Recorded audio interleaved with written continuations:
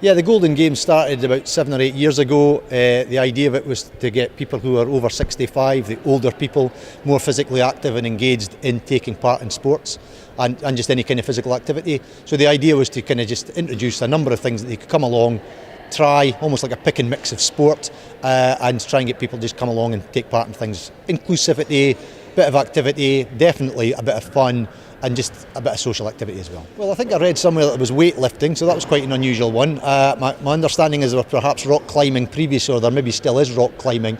But I think the nice thing about it is, the reason why we have these sports included is the more people that have taken part, the more people we ask what they would like to do, and they're the ones that keeps resetting the bar. So ultimately nothing's out of bounds, providing it's safe enough, and that's just about taking part. We will pretty much give anything a go, providing we have the facilities. And the key to this is obviously using the partnership as broadly as we possibly can, so that we can access as many facilities as we possibly can over the period. Yes, it has been. So the Active Aberdeen Partnership has a number of partners. The Aberdeen City Health and Social Care Partnership, which helps look after social care of the older generation. So obviously they're key partners because they have access to the various care homes and the other areas we go to. You have the Sport Aberdeen, who cover most of the facilities within the city. You obviously have the wonderful setting in Aberdeen Sports Village, which was fantastic.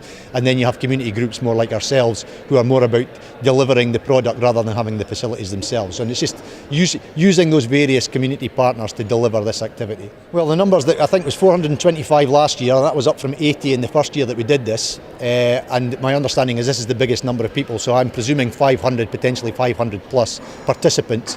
And then there's 89 or 90 activities themselves, so many of these people are going to do many more than just one activity, and it's over a period of 10 days. So it's going to be a fantastic piece of work. People can go and pick and choose what they want to do, try it. If they love it, I'm sure they'll come back and do it again. If they detest it, I'm sure they may never do it again. But that's really the key, and it's so much more about than just the physical activity, the social inclusion, just getting back engaged in things. And I think one of the really key features is convincing people that they're able to do stuff. We're no longer speaking about the stuff that they can no longer do. They actually realise they're back doing stuff that they used to do and can enjoy it.